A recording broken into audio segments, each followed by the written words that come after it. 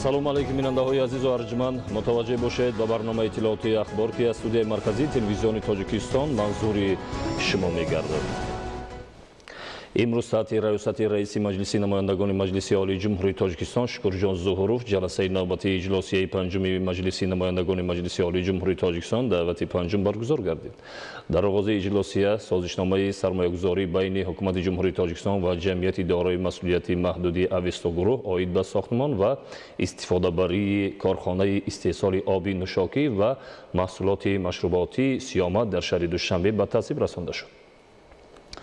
таъкид шуд ки масъалаи сохтмон ва ба истифода додани корхонаи истеҳсоли оби нӯшокӣ ва маҳсулоти машруботӣ Сиёмат дар шаҳри Душанбе зимни мулоқоти пешвои миллат президенти ҷумҳурии Тоҷикистон муҳтарам Эмомалӣ Раҳмон бо раҳбарияту фаъолон ва масъулони соҳаҳои гуногуни мақомоти иҷроияи маҳаллии ҳокимияти давлатии шаҳри Душанбе дар моҳи феврали соли 2017 аз ҷониби соҳибкори ватанӣ пешниҳод гардида буд. ҳамчунин дар ҷаласа лоиҳаи қонуни ҷумҳурии Тоҷикистон оид ба ворид намудани тағйиру иловаҳо ба қонуни ҷумҳурии Тоҷикистон дар бораи фаъолияти илмӣ ва сиёсати давлатӣ оид ба илму техника, лоиҳаи қонуни ҷумҳурии Тоҷикистон дар бораи таъмини оби нӯшокӣ ва рафъи обҳои партов, муовини вазири энергетика ва захираҳои оби ҷумҳурии Тоҷикистон ва лоиҳаи қонуни ҷумҳурии Тоҷикистон дар бораи таъмини аҳолӣ бо маҳсулоти хӯроквории ғанӣ гардонидашуда мавриди баррасӣ қарор дода шуд. идомаи ахбор. дар доираи солҳои рушди деҳот, сайёҳӣ ва ҳунарҳои мардумӣ дар 14 ҷамоату шаҳраки шаҳри Панҷакен корҳои ободониву созандагӣ вусъат дорад. дар маркази шаҳр бо иқдоми соҳибкорони ватанӣ сохтмони 2 бинои муассисаи таълимӣ, бинои иловагии таваллудхонаи марказӣ ва корхонаҳои баландошиёна дар арафаи анҷомёбӣ қарор дорад. идомаи мавзӯъ дар гузориши Фарҳоди Раҳмат аз шаҳри Панҷакен. корҳои сохтмону ободонӣ дар шаҳру деҳоти Панҷакен вусъати тоза пайдо намуданд. аз 405 иншооти ба нақша гирифта шуда то имрӯз пеш аз 50 тои он мавриди баҳрабардорӣ қарор гирифта, марҳила ба марҳила ҳадафҳои дар пеш гузошта шуда татбиқ меёбанд. ҳоло бунёду навсозии биноҳои баландошиёнаи истиқоматӣ, толору майдончаҳои варзишӣ ва коргоҳҳои истеҳсолӣ дар доираи солҳои рушди деҳот, сайёҳӣ ва ҳунарҳои мардумӣ аз ҷониби сокинони ватандӯст соҳибкорон идома доранд. баҳри фароҳам сохтани зиндагии шоиста, таъмини сокинон бо манзили зист ва зебоии кӯчаву хиёбонҳои шаҳр, бунёди як қатор биноҳои баландошиёнаи истиқоматӣ аз тарафи соҳибкорони маҳаллӣ бо мусоидати мақомоти иҷроияи ҳокимияти давлатии шаҳр сохта шуда истоданд ки ин барои ободии шаҳри Панҷакен ва ҳам таъмини сокинон бо манзили зист замина мегузорад. дар хиёбони рӯдакии шаҳр бо ҷалби техникаҳои сохтмонӣ ва коргарону мутахассисони ҷамъияти дорои масъулияти маҳдуди Истиқлол 2020 сохтмони бинои истиқоматии баландошиёна бо ҷойгир намудани маркази савдо ва хизматрасонӣ дар ошонаи якум идома дорад. бино аз ду қабат иборат. қабати якум ва дуюм қабати савдо ва маркази маишӣ мешавад. пас аз он хонаҳои истиқоматӣ мешавад, лифт мешавад. бо ҳама шароитҳои зист сохта истодем. дар маҳаллаи самарқандии шаҳри Панҷакен низ бунёди 6 бинои баландошиёнаи истиқоматӣ бо маром ҷараён дошта, аз манзилҳои 1, 2, 3 ҳуҷрагӣ ки аз долони калон ва ҳуҷраҳои барҳаво иборат мебошанд, барои зиндагии шоистаи шаҳрвандон мутобиқ ба замон сохта мешаванд. дар шаҳри Панҷакен дар баробари соҳибкорон аз ҳисоби буҷети давлатӣ баҳри беҳтар кардани шароити кору хизматрасонии соҳаи тандурустӣ, бинои иловагии таваллудхонаи шаҳрӣ ва бинои иловагии беморхонаи марказӣ идома дорад. бинои иловагии сеҳушонаи таваллудхонаи шаҳрӣ барои 80 кати беморӣ мутобиқ карда мешавад ки имрӯзҳо аз ҷониби 40 нафар коргарону мутахассисони ҷамъияти дорои масъулияти маҳдуди ас корҳои сохтмонӣ сурат дорад. иншооти сохташудаи сода бо таҳияи шаҳровари шаҳри Хоҷанд сохта шудааст. он аз 3 ошона иборат буда, дорои 260 кат ҷои хоб аст. дар ин ҷо коргарони маҳаллӣ ба кор ҷалб карда шуданд ки 16-20 нафар ҳар рӯз ба кор мебароянд. дар шаҳраки Саразм низ бо тарҳи наву замонавӣ сохтмони бинои иловагии муассисаи таҳсилоти миёнаи умумии рақами 72 оғоз гардида, бунёди ин ду иншооти таълимӣ бо харҷи беш аз 14 миллион сомонӣ аз ҷониби корхонаи муштараки Зарафшон маблағгузорӣ карда мешавад. мактаби замонавӣ бо ҳамаи комплексҳояш сохта ба истифода дода мешавад. ин мактаб дар деҳаи Саразм ҷой гирифта шудааст و آن از جانب کارفرما اسپیس زرافشان مبلغ‌گذاری کرده می شود. مکتب‌های نو زمانوی طبق لایحه با 3 آشانه، تالار ورزشی، آشخانه، تالار و مجلسگاه و دیگر بناهای یاری-رسان برای 640 نفر خواننده در یک بست بنیاد می‌گردند. дар хоҷагиҳои кишоварзӣ ва аҳолии як қатор ноҳияҳои вилояти Суғд ҷамъоварии меваю сабзавот вусъат дорад. ҷамъоварии ҳосил ва ба бозори истеъмолӣ пешниҳод намудани онҳо боис гардид ки сокинон бо нархҳои мувофиқ маҳсулоти босифати кишоварзиро дастрас намоянд. гузориши Равзали Раҳмон ва Илёси Бобоҷон. در بسیار موضع و منطقه‌های شهر و ناحیه‌های ولایت سوخت جمع‌آوری سبزیجات بروقتی، کارتوشک بروقتی، میوگی‌ها وسعت می‌گیرد. یک هفته آخر در بازارهای ولایت سوخت با فراوان شدن کارتوشک، سبزی، پیاز، سرپیاز، کرم، پمیدور و بادرینگ از میوگی‌ها زردآلو، شفتالو، آلو، سیب و توت با نرخ دسترس همه این نمود میوه و سبزیجات تر و تازه از 20 تا 50% پایین فرآمد به اهالی پیشنهاد می‌گردد. بازار فراوان ناحیه باباجان غفروف کوشش و حرکت نموده است که با هر یک خوجگی دهقانی با هر یک دهقان با صاحب کاران همکاری نموده. در نتیجه همکاری محصولات خوجگی قشلاق که حاصل نو شده ایستاده است و بازار ما بسیارتر وارد شود. با جمع‌آوری حاصل کارتوشک بروقتی این مواد غذایی اساسی کشاورزی در بازار و مرکزهای سودایی ولایت سوخت فراوان شد و نرخ آن تا 1 سومانی پایان فرآمد. با تیار شدن حاصل سبزی بروقتی، کرم و سرپیاز، بادرینگ و پمیدور این نوع سبزیجات نیز با نرخ‌های دسترس به خریدار پیشنهاد می‌شود. وابسته به اقلیم در یک قطار موضع‌های ولایت سوخت کشت و پرورش مرحله اول این نمود سبزیجات با اصولی در زیر پلانک براه مانده شده است. این اصول از عامل‌های بروقت پخته رسیدن این سبزیجات گردید. صاحبکاران و کشاورزان در گرمخانه حجم لازمه طلبات بازار استعمالی پمیدور را استحصال کرده نتوانستند، گرچند شماره گرمخانه‌ها در ولایت زیاد است. با این سبب نرخ 1 کیلوگرم پمیدور تا 10 روز قبل از 15 تا 25 سومانی به 1 کیلوگرم بود، یعنی نصف نرخ 1 کیلوگرم گوشت چاروا.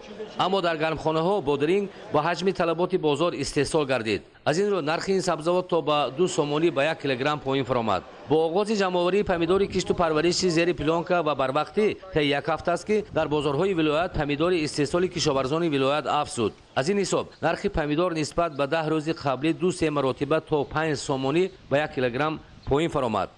ناحیه باباجان غفروف زیاده از 2,000 گکتار سبزیجات پرورش کرده می‌شود. از آن زیاده از 500 گکتارش را کشتی پمیدور تشکیل می‌دهد. پرورش استحصال پمیدور بیشتر در جماعت‌های دیهاتی زرزمین و آوشخدچه میباشد. از این در جماعت دیهاتی زرزمین زیاده از 200 گکتار پرورش پمیدور گذرانده می‌شود که دهقانان جماعت دیهاتی زرزمین از تجربه عنعنوی استفاده برده برای بروقت پرورش و استحصال نمودن پمیدور و غنی گرداندن بازارهای داخلی و بیرون بیشتر سهم می‌گذارند. استحصال سبزیجات و کارتوشک بروقتی و تامین بیشتری بازار استعمالی نشان می‌دهد که استفاده عاقلانه زمین، جاری نمودن اصول تکنولوژی پیشرفته از عامل و زمینه‌های فراوانی محصولات غذایی کشاورزی میباشد. روزالی رحمان، دلشاد یوسفی، ولایت سوخت، اخبار. хоҷагидорони ноҳияи ҷалолиддини балхи вилояти хатлон ҷамъоварии ғалларо вусъат бахшида талош менамоянд то дар заминҳои холишуда кишти такрориро бароҳмонанд. тибқи нақша дар ноҳия бояд дар майдони 2000 гектар кишти такрорӣ гузаронида шавад. гузориши хабарнигорони мо. кишоварзони вилояти хатлон бешак дар таъмини амнияти озуқавории мамлакат ҳиссаи сазовор доранд. қабл аз ҳама муҳити гарму офтобӣ, истифодаи самарабахши обу замин, маданияти дуруст баҳрабардорӣ кардан ва татбиқи бандҳои алоҳидаи барномаи ислоҳот дар соҳаи кишоварзӣ ба ин муҷиб гардидааст. дар ноҳияи ҷалолиддини балхӣ деҳқонони таҷрибадор дар як сол аз як замин 2-3 ҳосил ба даст меоранд. тавре маълум шуд дар ин қидаҳо пиёз парвариш карда буданд. деҳқонон аз натиҷаҳои ҳосили имсола қаноатмандӣ доранд ва меҳнати содиқонаро дар замин асоси беҳтар шудани сатҳи зиндагии худ мешуморанд. 1 гектар 40 сотиқ замин дорем. анҷа ҳар сол пиёз мекорем, баъди пиёз макка мекорем, маккаи дон. заминомон хубай, об меояд. ҳамҷа зиндагӣ пеш рафтест аст. ҳамҷа 1 гектар қариб 30 тонн пиёз гирифтем. сини россия содиқ кардем. мавсими кишти такрорӣ дар ноҳияҳои вилояти хатлон дар қиёс бо дигар шаҳру ноҳияҳои ҷумҳурӣ қариб 2-10 рӯза пештар оғоз мегардад. аз ҳамин хотир ҳар лаҳзаи фурсати муносибро ғанимат шуморда кӯшиш мекунанд ки зироати ҷуворимакаи дон, лӯбиё, чормағзи заминӣ, картошка ва помидору бодирингро ба сифати кишти дуюмбора роҳандозӣ кунанд. اساس اجرای نقشه کشتی تکراری به تامینات آب هم مربوطی دارد. اداره دولتی بهداشت زمین و آبیاری در ناحیه جلال‌الدین بلخی عزم دارند که در فصل تابستان همه موضع‌هایی که برای کشتی تکراری پیش بینی شده بودند شاداب کنند. امسال امکانیت تامینات آب در مقایسه با سالهای گذشته برتریت دارد. قسم بیشتر زمین‌های ناحیه که توسط ایستگاه‌های آبرسانی آبیاری کرده می‌شوند از تعمیر برآورده شده دستگاه و وسایل آب تامین کننده پر را تجدید شدند. اساساً 7,500 گکتار زمین‌های ما با واسطه پایگاه‌های آبکشی آبشار کرده می‌شود. در طرف من منطقه گلستان دشواری بود، دشواری‌ها را برطرف کردیم. خودجای دهخانی را با آب پالیدی تامین نمودیم. رشد منظم بخش کشاورزی در همه شهر و ناحیه‌های ولایت ختلون به مشاهده می‌رسد. دهقانان از ثمره محنتشان اظهار قناعتمندی می‌کنند. خوشحالی از آن دارند که بهار و موسم تابستان امسال به فراوانی حاصل میوه و صادرات هرچی بیشتر آن به خارج جمهوری زمینه خوب ایجاد کرده است. تنها از حساب ناحیه‌های جلال‌الدین بلخی و کوشانیان به بیرون از مرز مملکت صدها تن انواع صفتناک غذایی صادرات کرده شده است. در ناحیه کوشانیان مدنیت بهره برداری ثمره بخش از هر وجب زمین کارم آبی به مشاهده می‌رسد. هر سال با درست به راه ماندن استفاده آب و زمین در ناحیه کوشانیان بیشتر از 55,000 تن محصولات گوناگون دهقانی استحصال کرده می‌شود. اکنون کشاورزان به کشت تکراری آغاز می‌کنند. اداره دولتی بهداشت زمین و آبیاری 6 جماعت دهات ناحیه کوشانیان را با آب صفتناک تامین کرده عزم دارند که همه جانبه به دهقانان کمک رسانند. اداره دولتی بهداشت زمین و آبیاری ناحیه کوشانیان در سال 2019 به موسم آبیاری تیار بوده. در میدان 24,320 گکتار زمین‌های کره آبی شهرنامه بستند. از آن جمله 5,444 گکتار زمین‌های یا رسانه پرزیدنتی موجود، باقی مانده زمین‌های کشاورزی، خوجگی‌های دهقانی موجود میباشد.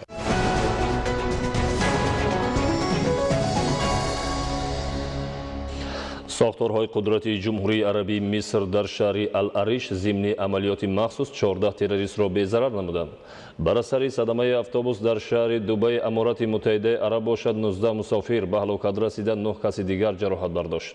شرح پوره خبرها. در یکی از منطقه‌های قسم شرقی جمهوری اسلامی افغانستان ترکیش رخ داد. در پی حادثه 4 ساکن آسایشته به هلاکت رسید. هلاک شدگان عضو یک عائله بودند. طبق اطلاع کارمندان مقامات پلیس، هنگام گذشتن نقلیات تجهیزات ترکنده در راه خوابانده شده به کار درآمده است. از ضربه ترکیش نقلیات و بناهای اطراف حادثه قسما ضرر دیدند. حکومتداران جمهوری اسلامی افغانستان ابراز می‌دارند که تجهیزات ترکنده را در راه نقلیات گذر گروه‌های سلاح به دست جای نمودند. در شهر العریش نیم جزیره سینای جمهوری عربی مصر کارمندان ساختارهای قدرتی در رفت گذراندن عملیات مخصوص 14 تروریست را نابود کردند. خدمتچیان حربی در یک بنای استقامتی تروریستان را محاصره کرده از آنها درخواست نمودند که تسلیم شوند، ولی تروریستان جانب خدمتچیان حربی از عراق آتش کشیدند که در رفت تیرپرانی جوابی بی‌ضرر کرده شدند. نظامیان از تروریستان یراق و 2 کمربند دارای تجهیزات ترکنده را یافت و مصادره کردند. قبلا بر اثر حمله تروریستان به یک نقطه گذرگاه نظارتی خدمتچیان حربی در شهر العریش 8 کارمند ساختارهای قدرتی به هلاکت رسیده بودند. در شهر دبی امارات متحده عرب اتوبوسی که سیاحان را انتقال میداد به صدمه دچار گردید. در نتیجه 17 نفر جان باختند، 9 کس دیگر با جراحت‌های گوناگون در بیمارخانه‌ها بستری شدند. احتمال شماره هلاک شدگان افزایش یابد، زیرا طبیبان وضع سلامتی چند تن از زخمیان را وزنین ارزیابی می‌کنند. درباره سیاحان که شهروندان کدام کشور میباشند معلومات داده نشده است. هنگام رخ دادن صدمه در داخل اتوبوس 31 مسافر قرار داشت. راننده نقلیات مسافربر از عهده اداره آن نبرآمده به کنار راه برخورده، سپس به صدمه دچار گردیده است. در یکی از منطقه‌های کوهی جمهوری گرجستان چرخبال به فلاکت دچار گردید. در نتیجه 3 نفر به هلاکت رسید. طبق اطلاع پیشکی چرخبال که جانب یک بنای مهمانخانه پرواز می‌کرد به خطای انتقال نیروی برق برخورده سقوط کرده است. در محل حادثه کارمندان خدمات داخلدار فعالیت دارند. در منطقه‌های قسم مرکزی سربیا بارشات آبخیزی را به میان آورد که سبب مرگ یک نفر گردید. از بارشات شدید 600 منزل استقامتی در احاطه آبخیزی قرار گرفت. کارمندان خدمات نجاتدهی ساکنان زیر خطر آفت طبیعی قرار داشته را به جایهای بی‌خوف می‌کشانند. وابسته به این حکومتداران سربیا حالت فوق‌العاده اعلام کردند. طغیان آب 10 کیلومتر راه و 19 پل نقلیات گذر را خراب کرد. آبخیزی خطای انتقال نیروی برق را کارناشایم کرده ساکنان از استفاده آن و آب نوشاکی محروم ماندند. بارشات و آبخیزی به زمین‌های کشاورزی نیز ضرری جدی رساند. برای برطرف کردن عاقبت‌های آفت طبیعی کارمندان خدمات مربوطه در یک جایگی با خدمتچیان حربی فعالیت دارند.